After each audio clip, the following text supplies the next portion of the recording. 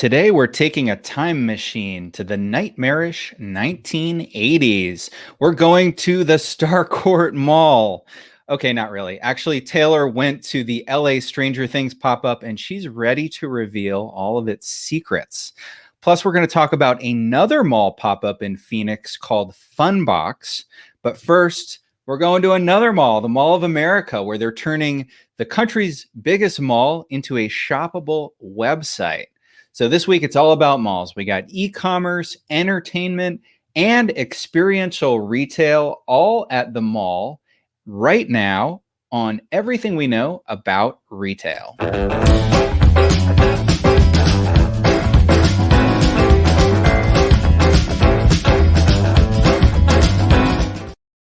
Hello, my name is James Cook, coming to you from Indiana, the crossroads of America. Ebere Anokute is in New York. Excelsior! Taylor Coyne is in Los Angeles. Eureka, apparently. And if you didn't realize already, those are our three state mottos. This is everything we know about retail, where we tell all of you everything we know about retail, 3 things at a time. This week, we're talking digital and physical retail at the mall. First, we're going to do digital. That's right. We're going to get into it with the first thing that we know about retail. And for that, we're heading out to the Mall of America in Minneapolis. The Mall of America's got around 520 stores. It's really big.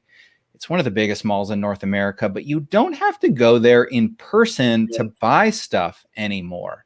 That's because our guests today help make it a shoppable website. Let's welcome Jesse Michael from AdeptMind. Welcome, Jesse. Hey, everybody. How are you doing? So Jesse, you're from you're a Canadian. So what's your state motto? Your province motto? Ontario is yours to discover. So not as right. cool as Eureka, but still pretty cool. What is as cool as Eureka? So I think Excelsior is the best one, but Excelsior is as cool as Eureka. It might just be the way Ebere says it, though. So with such pizzazz. So Jesse, you're joining us from the road. Where you're in Georgia right now? Is that right? In between Chattanooga and Atlanta. Yeah. Okay, excellent. So thank you so much for pulling over to the side of the road to do this with us. The news here is that the Mall of America is now shoppable via the internet. I thought we could talk to you about it. And Taylor, maybe as we're talking, you can bring up the website and kind of do a little shopping of your own. Maybe we'll give you a few minutes and tell us your favorite thing that you want to buy from the Mall of America. How does that sound? Fantastic. Awesome. So Jesse, you work for a company called AdeptMind. Let's start with the shopper's experience. What is the shopper experience as they visit this website? Like, what's the value there? I mean, it's, when we first launched back to school, it was, 15 retailers, all with local inventory. So shoppers could go on and really see the initial 15 retailers, search for products, see what's in stock, pre-plan their trip, but also have the ability to purchase items for curbside pickup at that time. And essentially now what we've done is for holiday season expanded to 70 retailers, still all with local inventory, making sure that, every product that's searched is coming up on, as you see, you're doing a real live check for live inventory in those specific products and those specific sizes.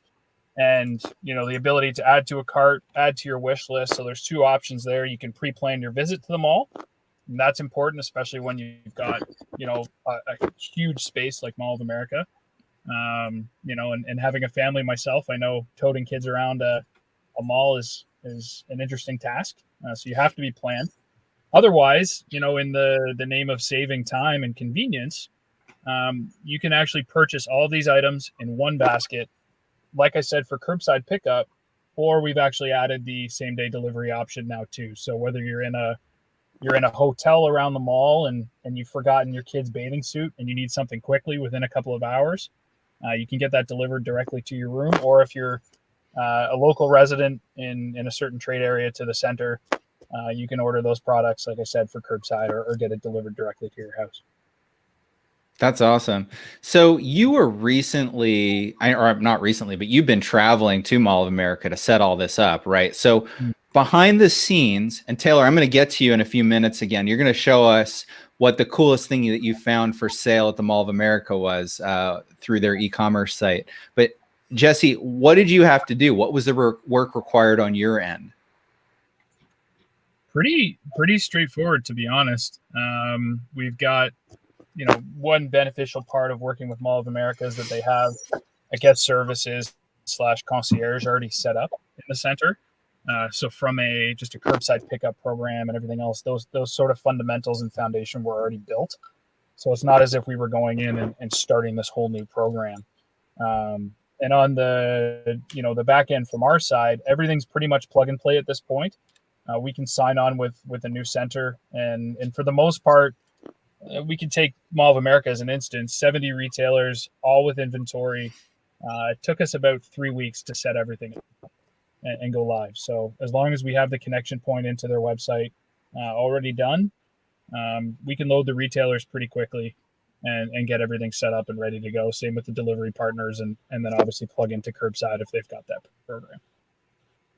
So it really does require sort of like just first off, a couple of weeks is pretty darn turnkey in our world.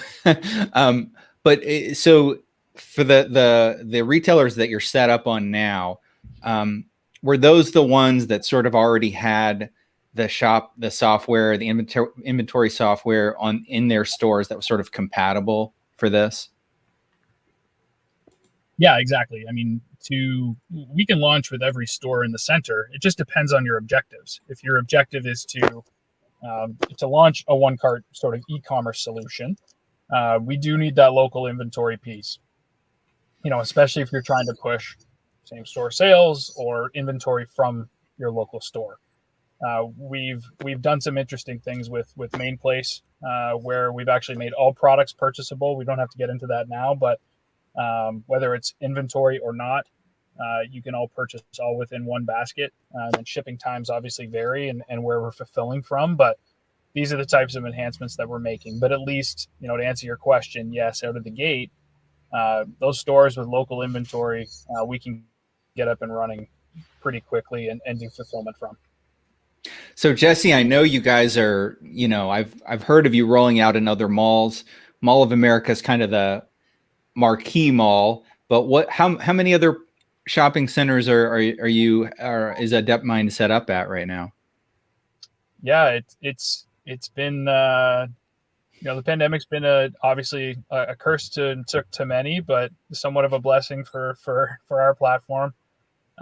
Just in the last year and a half, we've gone from roughly about 5 to 10 centers to we'll be over 80 by the end of this year, and by the end of next year we should be across North America and Europe, north of 250 into 300 400 centers by the end of next year. So talking about sort of the rate and the speed to get up and running from a turnkey perspective has really helped us in terms of adoption. There's not much for landlords and owners to turn this on. There's not much effort from them other than agreeing on the number of retailers, like I said, their objectives, whether they want to do product discovery and sort of that more of that pre-planning type, and utilizing the wish list feature and to help shoppers pre-plan their visit to the center, or we can go right to the commerce piece. But yeah, we'll be over 80 by the end of this year, which is pretty spectacular. So Taylor, you ready to show us? I'll pull you up again.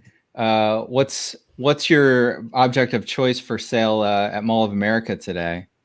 So as new parent shopping for first holiday season, I'm going to get these very cute, I'm personally attracted to the whale in this image, but we're going Legos and we're going very cute LL Bean down jacket. Oh, that's great. I will also say that, as a new parent, I've always liked curbside pickup, but I've got a whole new appreciation for it. I think it is so great that you can get it from multiple stores. And I like in the review, look, you can see LL Bean, and I know that I'm going to Lego, and I can just add from all of these other places. So I'm excited for my Lego blocks. So you can add this to your cart, and then you roll up to the mall, and they just bring it out to your car. That's awesome. Yeah, it's a dream come true. It's a holiday miracle. It's a Christmas miracle. So Jesse, let's one final question for you, and it's about business model.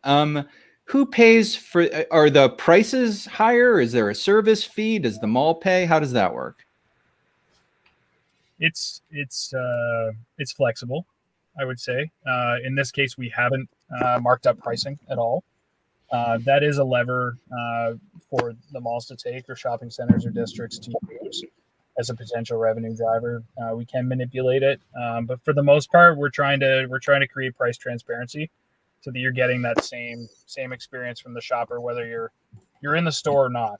And we don't want an experience where the shopper can go to the retailer website and pay $10 less for that specific product. It's really, we want price parity and making sure that they're getting the same experience. So in this case, the shopping centers are paying. We're a software company, so there's a software, almost like a SaaS license fee, and then there's different levers to from revenue drivers and things like that marketing and leasing and business development, advertising. Basically, you can get into this from every part of the shopping center's structure in order to start making money, really. Well, that's great. So Jesse, I'm going to let you go hit the road again and head out to your next meeting. If folks are interested in learning more, Jesse Michael is with Adept Mind, and if you're watching this on LinkedIn or on YouTube, his name and company info will be right there. So Jesse, thank you so much for joining us today. Perfect. Thanks for having me, guys. Take care. All right. So that was our first roadside interview. We should have had a segment video for that. Roadside interviews. So Ebere, what do you know about retail? Well, James, here we have the second thing that we know about retail. So we're talking about malls, right? And obviously there aren't too many malls in New York City, but there are a couple, mall, I'll put that in quotes because it's very different from malls elsewhere, right? But this week we are talking about a fast fashion retailer from Ireland called Primark. Are you both familiar with Primark? You heard of it before? Yep. Okay.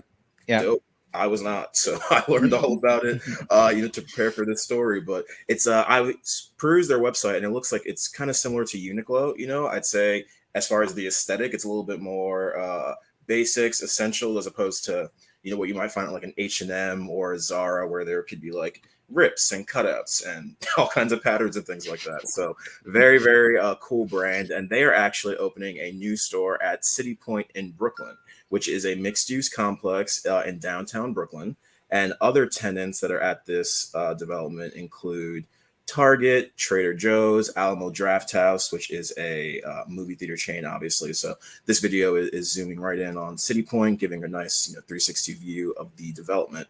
And Primark is going to be leasing 70,000 square feet at City Point in Brooklyn. They signed the lease for 70K square feet, 50,000 of which will be for the store and 20,000 of which will be for storage. And they plan to open in fall of 2022. So it's going to be in a space formerly occupied by Century 21. And I think the interesting thing to note there is that a department store that went bankrupt and is allegedly coming back this year, maybe, who's to say, we'll see. That's what if you Google Century 21, that's what their website says, that they'll be back sometime in 2021.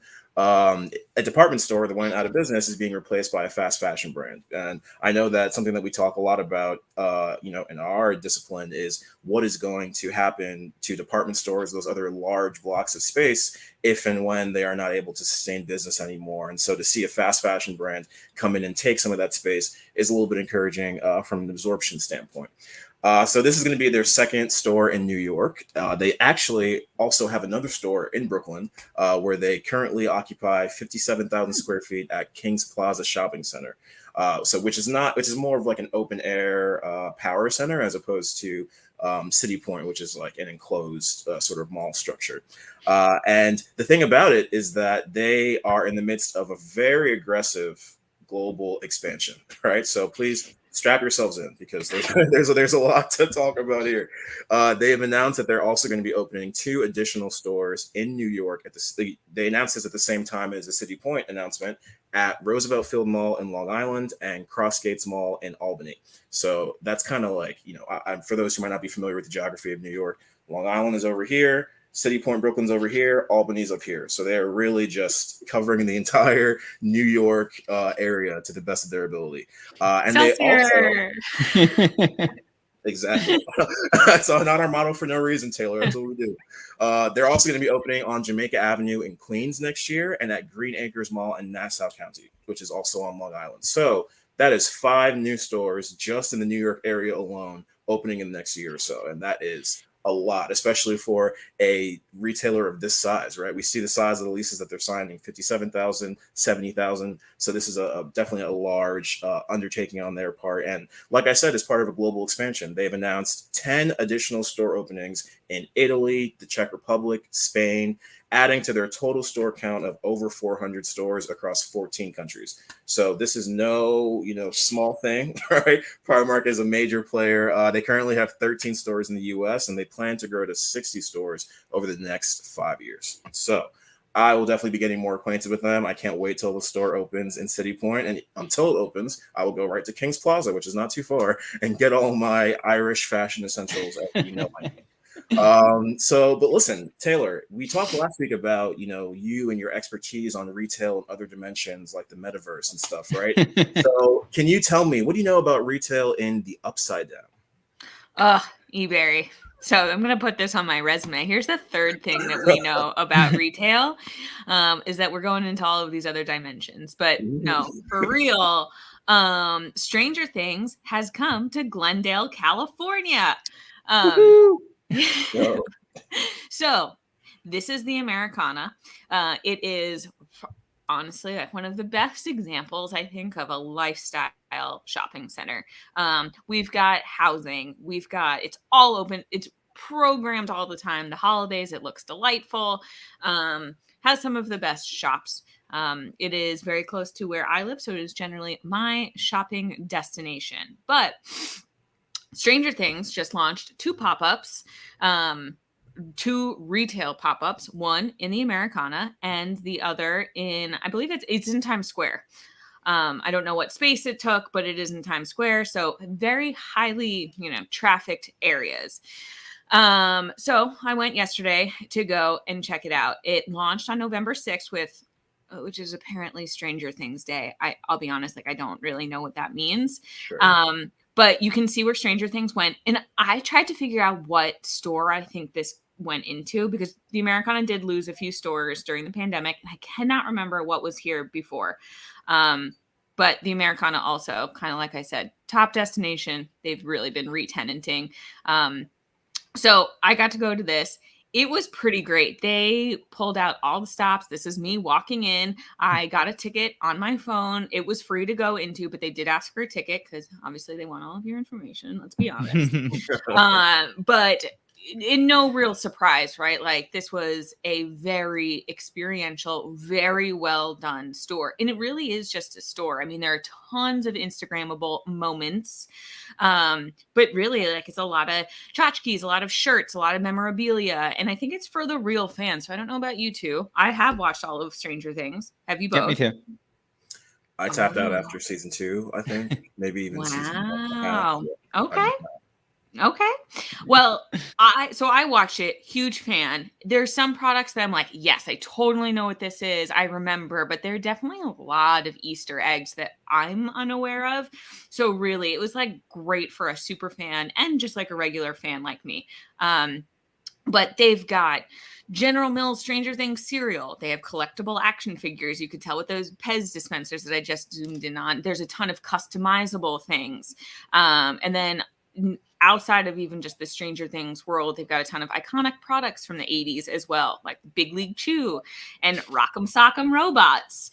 And then you walk around this whole entire thing, and then you'll I was like, oh, I forgot this happened in the show. And so we got to go into the arcade, and it was just, you can actually go in and play Pac-Man.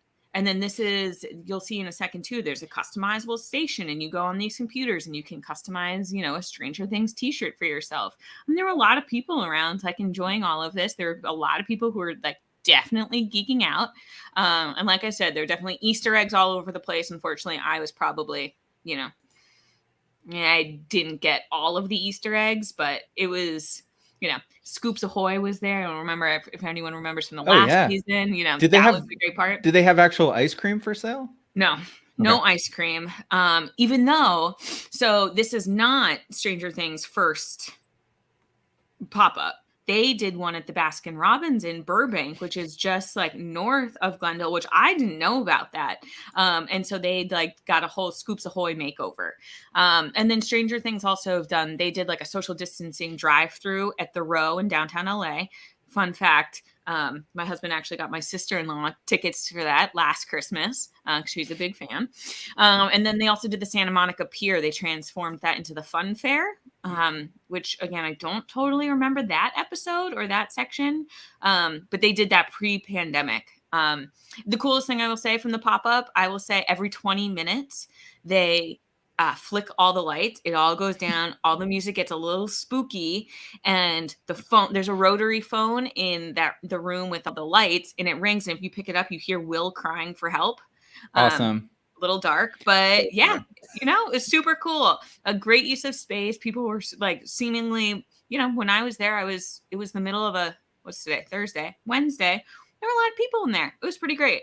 And again, Taylor, was it Instagrammable? Were there a lot of opportunities for photo ops? Because when I think about a pop-up, I need to be able to put it on Instagram for all of my followers to experience with me.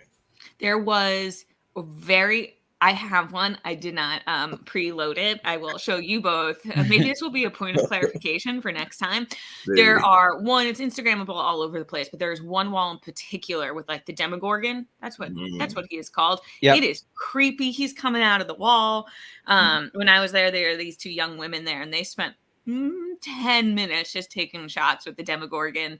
And then, there was just like a lot, definitely very Instagrammable, really well done. And then, of course, there's also a Netflix and chill section, too. So Netflix did not miss out on their branding as well, which had nothing to do with Stranger Things. But it was just stuff that said Netflix and chill on it? Truly. Just one, like, product section, Got it. With all the stuff, and it had Netflix and chill. But it was in kind of like the Stranger Things logo style. But it was great. And the pop-up will last for 3 months. So if you're in LA or if you're in New York and you're a Stranger Things fan, highly recommend checking it out.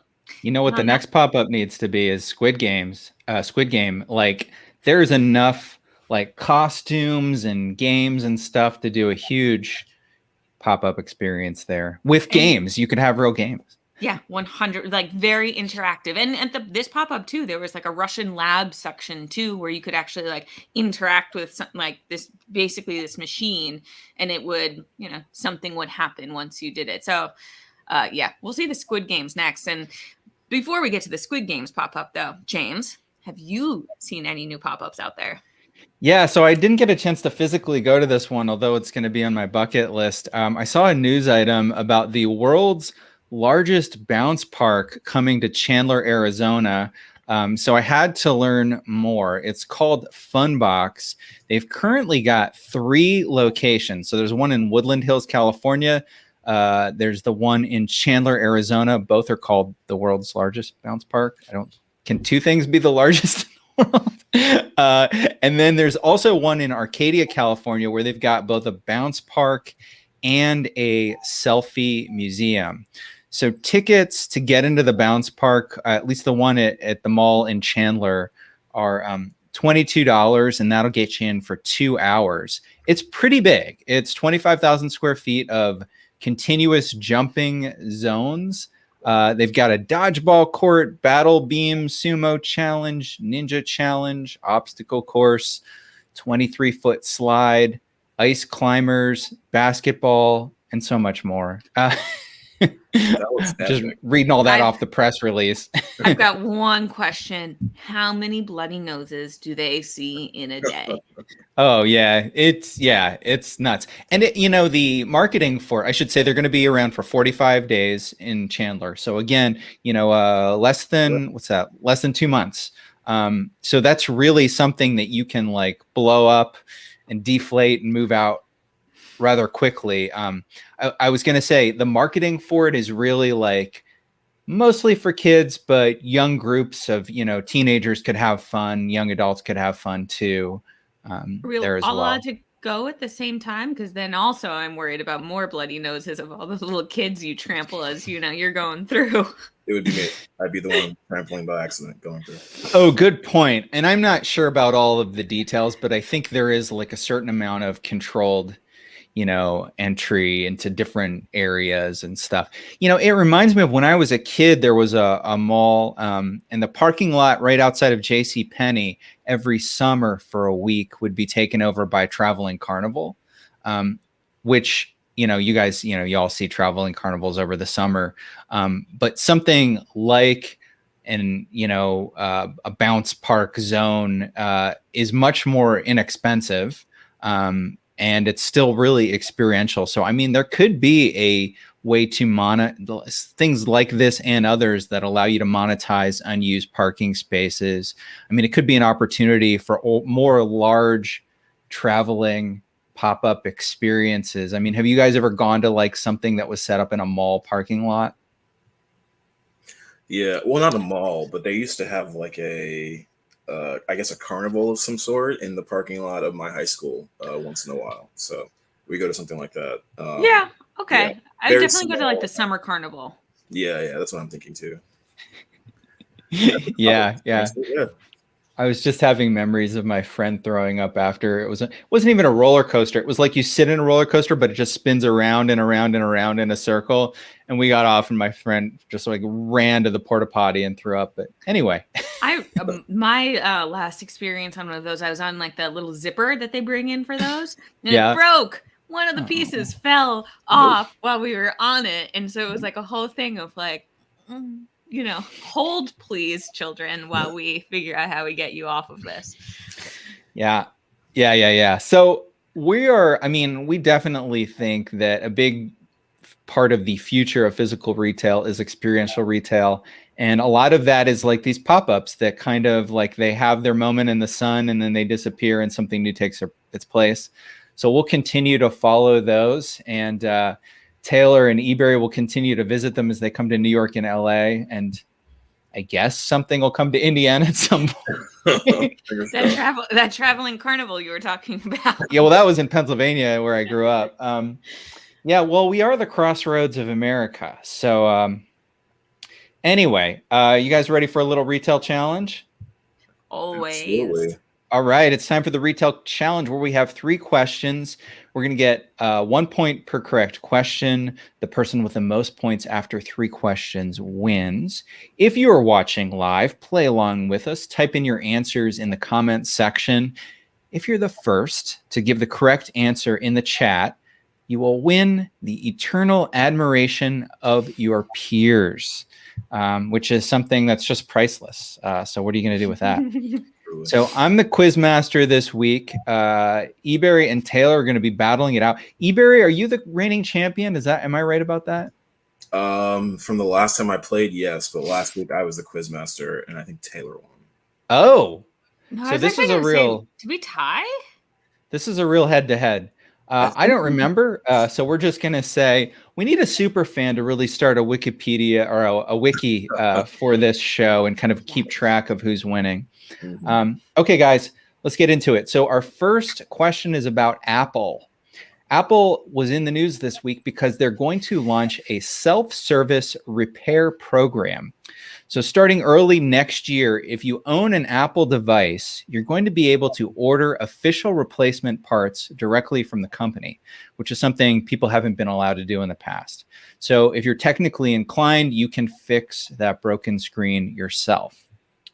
One common repair issue is replacing a battery. I know that's the reason why I'm most often going to a store to get my phone worked on. So according to knowyourmobile.com, everybody's favorite mobile phone website, how long is an iPhone battery like new? So not how long does it last, but how long is your battery like new on your iPhone? Is it 2 years, 3 years, or 4 years? Taylor, I'll ask you first. 2 years.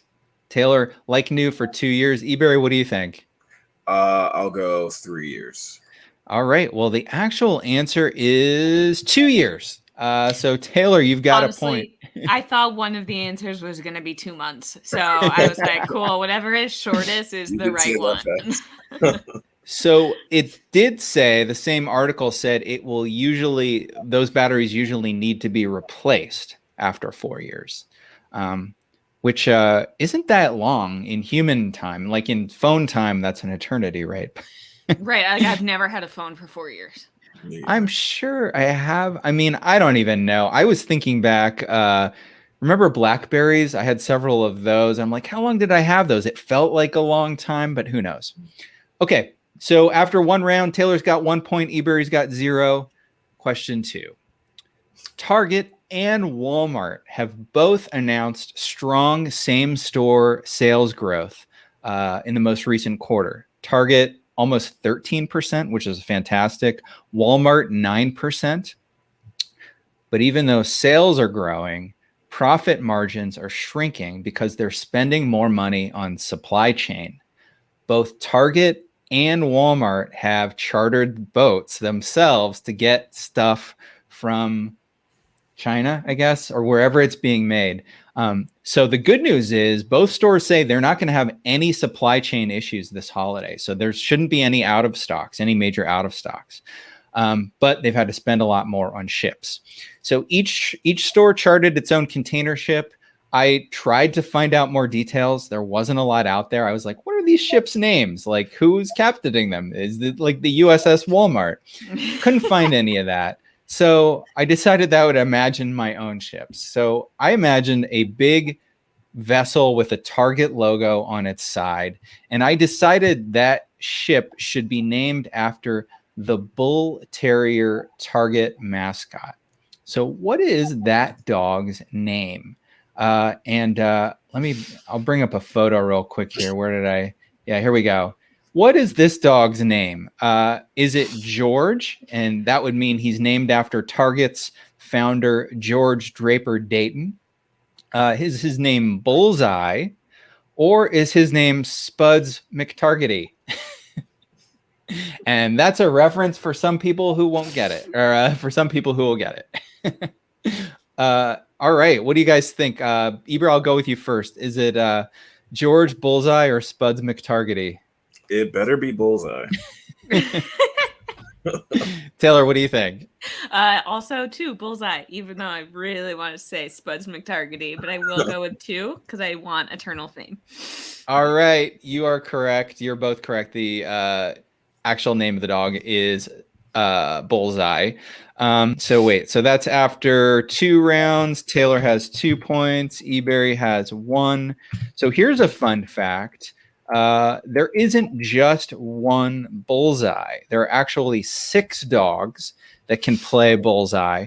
And that's so if Bullseye isn't needed at multiple events at the same time, he's available. Of course. Also, whenever they take Bullseye to events, they get him or her, I actually didn't look at the dog sex, its own seat on an airplane. Wow. I mean, I would hope so. Yeah. Treat that dog with the respect he or she deserves. Yeah. Bullseye's traveling in style. Absolutely. It actually reminds me of the mascot for my college is a bulldog, and there's at any given point 2 or 3 Jack the Bulldogs in existence. Right? Because one needs to go to a basketball game, one needs to be on campus, for morale. There's always a lot of them there. My wife teaches at Butler, and their mascot is the Butler Bulldog. Yeah, it's a bulldog. This is how much I'm into sports. But there is only one. Apparently, I haven't seen it, but there's a documentary on Netflix about like animals, and there's a whole episode about the Butler Bulldog. apparently he was getting old, so they had to get a new one. And it was the story of training the new Butler Bulldog. But yeah, I never even realized. So Georgetown, it's Bulldogs as well. I'm sure there's lots of Bulldogs out there. My high school was a Bulldog. Yeah. Okay. Question 3: Wegmans Food Market, the regional grocery chain, announced it's going to remove single-use plastic bags in 4 Virginia stores starting next month. Wegmans has already pulled plastic bags from all of its New York State stores. These changes have been prompted by legislation in Fairfax County and New York State. And that legislation is around the fact that we use way too much one-use plastic. How much do we use, everyone? So that's the question I was getting to. Americans use how many reusable bags per year on average? And I'll have to say this is from a National Geographic article in 2018. Is it 50 bags per year per person? Oh my goodness. Is it 189 or is it 365? I forget who went first last time. So Ebere, I'll just go with you. I'm thinking through this. I'm thinking how often I go to the store. It's not just grocery or just all plastic bags? Just how many plastic bags per person do Americans use in a year? So that would be all, not just grocery store. I'm trying to gauge how depressing I should be. I know. I might go with 365, sadly. All right. I'm going to go 365. All right. Taylor, what do you got? To be different, I'm going to go to 189. Well, guys, the answer, unfortunately, is actually 365, which is a huge bummer. But you know what? We do have something to aspire to. In Denmark, the number is 4 bags on average. Wow. Pre-pandemic, I'd be curious because California hasn't had plastic bags in forever. Unfortunately, they went plastic during the pandemic. But I wonder what the policies actually do for you in states and municipalities that ban them. Yeah, I don't know. I use reusable bags for grocery shopping, but I go to the drugstore or something and I don't have them with me. So I use a few bags a year. I'm not perfect. Nobody's perfect. We're all trying. I know. Always. Nobody's nerfect. Good place, anyone? No. Anyway. I get it. The one thing I will say, my one complaint about curbside pickup is that you can't use your own reusable bags. That is because in the convenience, that often will reign supreme for me these days. But I am sad with how much waste comes with that. Wow. Yeah, absolutely. With curbside, especially with grocery, when I've done it, it's like, wow, this is more bags than any one person needs to use. They double bag everything. Yeah. And it's like 1 or 2 objects is thrown in one bag, and Yeah. So guys, after 3 questions, Taylor has 2 points. Ebere has 2 points. I guess you're both a winner. Yes. So just like America's favorite sport, soccer, we've got a tie where you're both a winner. So congratulations, guys. Give yourselves a round of applause. Woohoo!